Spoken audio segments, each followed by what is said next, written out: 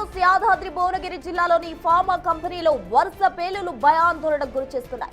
వారం క్రితం ఎల్లగిరి గ్రామ పరిధిలోని ఫార్మాస్యూటికల్ కంపెనీలో పేలుడు ఘటన మరొక ముందే మరో దారుణం జరిగింది.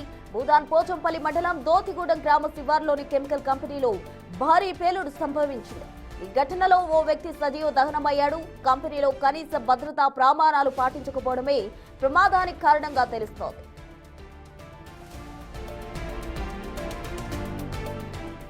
దోతిగూడెంలోని విజయసాయి కెమికల్ ల్యాబ్ లో శుక్రవారం మధ్యాహ్నం 2 గంటల 20 నిమిషాల సమయంలో పేలుడు జరిగింది.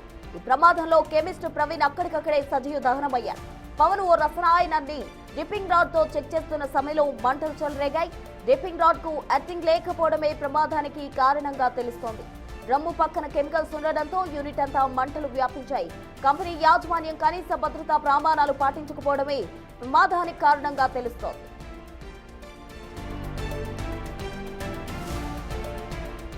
మృతుడు పవన్ ఖమ్మం జిల్లా గట్టు సింగారం గ్రామానికి చెందిన వ్యక్తి. పవన్ గత 8 నెలలుగా విజయసాయి కెమికల్ ల్యాబ్ లో కెమిస్ట్ గా పనిచేస్తున్నాడు.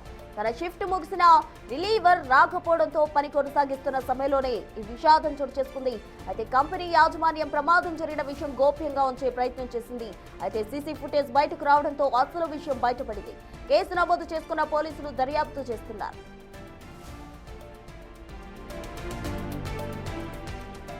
మృతుడు పవన్ కు భార్య, ఒక పాప, బాబు ఉన్నారు. కాసేపట్లో పోస్టుమార్టం పూర్తి చేసిన అనంతరం మృతదేహం కుటుంబ సభ్యులకు అప్పగిస్తారు.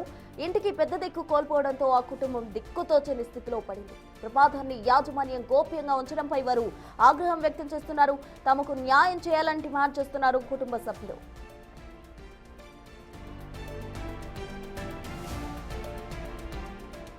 ఇదే అంశానికి సంబంధించి పూర్తి వివరాలు మా ప్రతినిధి సుజాత లైవ్ లో అందిస్తారు. సుజాత, డెడ్ బాడీని మరి కాసేపట్లో పోస్టుమార్టం అనంతరం కుటుంబ సభ్యులకు ఇవ్వబోతున్నారు. అయితే ఈ విషయాన్ని గోప్యంగా ఉంచడం పట్ల అటు బాధిత కుటుంబ సభ్యులు అయితే ఆగ్రహం వ్యక్తం చేస్తున్న పరిస్థితి. అసలు వాళ్ళు ఏమంటున్నారు, ఈ కేసుకు సంబంధించి మొత్తంగా కంప్లీట్ డీటెయిల్స్ అందించండి.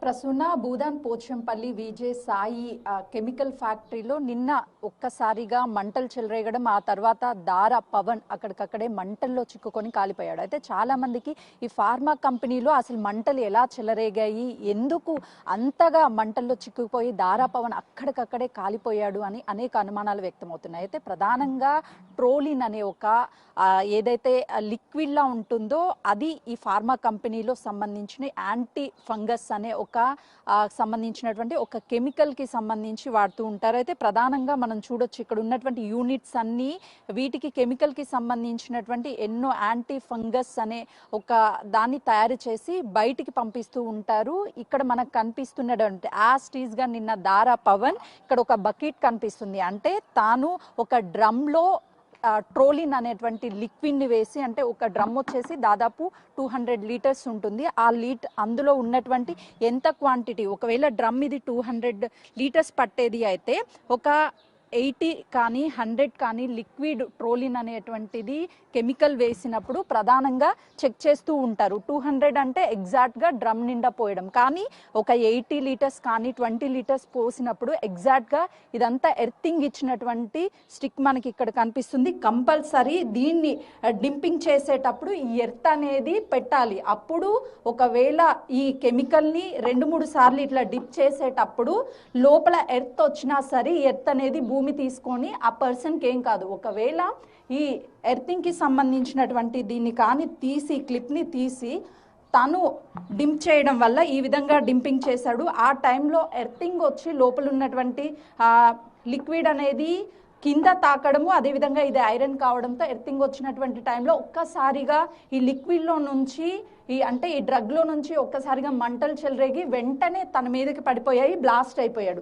ప్రధానంగా ఇదొక రీజన్. అయితే ఖచ్చితంగా మాస్క్ పెట్టుకోవాలి, దాంతోపాటు గ్లౌజెస్ వేసుకోవాలి, చాలా జాగ్రత్తలు తీసుకోవాల్సి ఉంటుంది. అలాంటి జాగ్రత్తలు ఏవి కూడా పవన్ తీసుకోకపోయినా కూడా ఇక్కడ యాజమాన్యము ఖచ్చితంగా వాటిని పాటించాలి అని చెప్పకపోవడంతోనే పవన్ అక్కడికక్కడే మంటల్లో కాలిపోయాడు. ప్రస్తుతం మనం యూనిట్ని చూడొచ్చు. అంటే ఆ బిల్డింగ్ దగ్గరికి చూపించే ప్రయత్నం చేస్తున్నాను. నిన్న 2:30 గంటల ప్రాంతంలో ఈ ఘటన జరిగితే యాజమాన్యం కనీసం బయటికి కూడా తెలియకుండా కేవలము మంటలు చెలరేగాయి, ఆ తర్వాత ఆర్పేసామని చెప్పే ప్రయత్నం చేశాడు. దారా పవన్ 8 నెలల నుంచి ఇందులోనే వర్క్ చేస్తున్నాడు కెమిస్ట్రీగా. తను ఖమ్మం జిల్లాకి చెందినటువంటి వ్యక్తి. అయితే నిన్న 2 గంటల ప్రాంతంలో సెకండ్ షిఫ్ట్ వచ్చాడు. ఎప్పుడైతే ఈ ట్రోలియం అనేదాన్ని మిక్స్ చేస్తూ ఉన్నాడో ఆ టైంలోనే ఈ ఘటన జరిగింది. ఒకసారి మనం బిల్డింగ్ మొత్తాన్ని కూడా పరిశీలిస్తే పూర్తిగా కెమికల్కి సంబంధించినటువంటి స్టోరేజ్ ఉంటుంది. ఎన్నో కంపెనీస్కి వీళ్ళు ఇక్కడ తయారు చేసినటువంటి యాంటీ ఫంగస్ డ్రగ్ అనేది బయటికి పంపిస్తూ ఉంటారు. అది దురదకి సంబంధించి ఇలాంటి మెడిసిన్లో ఎక్కువగా ఉపయోగిస్తూ ఉంటారు. ఒకసారి డ్రమ్స్ని వాటన్నిటిని చూస్తే అంతా కెమికల్ స్టోరేజ్ ఉంటుంది. ఒక్కసారిగా మంటలు చెలరేగడంతో ఇక్కడ ఉన్నటువంటి మొత్తం డ్రమ్స్కి అదేవిధంగా ప్రతి ఫ్లోర్లోనూ మంటలు వ్యాపించాయి. బిల్డింగ్ కూడా చాలా డ్యామేజ్డ్గా కనిపిస్తుంది. ఒకసారి మనం బిల్డింగ్ని చూస్తే మొత్తం కూడా క్రాక్స్ వచ్చాయి. ఎప్పుడైనా సరే కూలిపోయే అవకాశం ఉంటుంది. ఇప్పటికీ లోపల చాలా వరకు డ్రగ్ స్టోరేజ్ అనేది ఉంది. కానీ ఇలాంటివి వాడేటప్పుడు, ఇలాంటి డ్రగ్ అనేది తయారు చేసేటప్పుడు ఖచ్చితంగా కొన్ని ప్రికాషన్స్ తీసుకోవాలి. అదేవిధంగా అధికారులు కూడా ఎప్పటికప్పుడు తనిఖీలు చేస్తూ ఉండాలి. ఇందులో ఉన్నటువంటి ఎంప్లాయీస్ ఏ విధంగా ప్రికాషన్స్ తీసుకుంటున్నారు, బిల్డింగ్స్కి ఏ విధంగా ప్రికాషన్స్ ఉన్నాయనేది కంపల్సరీగా తనిఖీలు చేస్తూ ఉండాలి. కానీ ఎవరు అధికారులు రాకపోవడానికే ప్రధాన కారణం.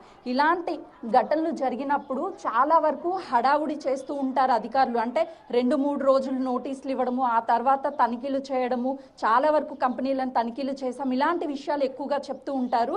కానీ తర్వాత ఎవరు పట్టించుకోకపోవడమే ప్రధాన రీజన్ గా కనిపిస్తుంది. అయితే నిన్న నార్మల్గానే ఈ కెమికల్ గాల్లో కలిసినప్పుడు విపరీతమైనటువంటి పొల్యూషన్ అవుతుంది. ఆ స్మెల్ ఇప్పుడు ఉన్నటువంటి నేను ఇక్కడ ఉన్నప్పుడే పీల్చలేకపోతున్నాను. అలాంటిది మంటలు చెలరేగినప్పుడు ఆ కెమికల్ గాల్లోకి వెళ్ళినప్పుడు ఎంత పొల్యూటెడ్ అవుతుంది అని అంటే, ఇప్పటికే చాలా వరకు ఎయిర్ పొల్యూషన్ అవుతుంది అని చెప్పేసి వాహనాల నుంచి వస్తుందని చెప్తున్నారు. కానీ ఇలాంటి ఫ్యాక్టరీస్ వల్ల ఇంకా ఎక్కువగా వస్తుంటుంది. వన్స్ గాల్లో కలిసిపోయిన తర్వాత కాలిపోయి ఆ కెమికల్ అంతా గాల్లోకి వెళ్ళిపోయినప్పుడు అది ఎంత పీల్చడానికి భయంకరంగా ఉంటుందంటే, చుట్టూ పచ్చని పొలాలు ఉన్నాయి, వాటంతా కూడా పొల్యూటెడ్ అయిపోతుంది. ఒక్కొక్క డ్రమ్లో దాదాపు 200 లీటర్ వరకు కూడా స్టోరేజ్ ఉంటుంది. ఎప్పుడైతే ఫస్ట్ ఫ్లోర్లో మంటలు చెలరేగాయో ఆ తర్వాత సెకండ్ ఫ్లోర్ కావచ్చు, అదేవిధంగా పైన ఉన్నటువంటి ఫ్లోర్కి మొత్తం పైప్స్ అనేవి ఏర్పాటు చేశారు. పైప్స్ ద్వారానే ఈ కెమికల్ అంతా ఒక యూనిట్ నుంచి మరొక యూనిట్కి వెళ్తూ ఉంటుంది. ఆ టైంలో పవన్ సెకండ్ షిఫ్ట్ రావడము, అతను ఒక్కడే ఉండడం, మిగతా వాళ్ళంతా కూడా లంచ్కి వెళ్ళారు. ఒకవేళ మిగతా వాళ్ళు ఉండి ఉంటే అక్కడ ఇంకా ప్రమాద శాతం అనేది పెరిగేది, ఇంకా ఎక్కువ మంది చనిపోయే అవకాశం కూడా చాలా స్పష్టంగా ఉండే అవకాశం ఉంటుంది. కాబట్టి ఇలాంటి ఫ్యాక్టరీస్ నిర్వహించేటప్పుడు ఖచ్చితంగా కొన్ని ప్రికాషన్స్ తీసుకోవాలి. అధికారులు కూడా తగిన చర్యలు తీసుకోవాలని చెప్పేసి తమ కుటుంబానికి న్యాయం చేయాలని దారా పవన్ కుటుంబ సభ్యులు కూడా డిమాండ్ చేస్తున్నారు. Prasanna. Right, thank you Sujatha.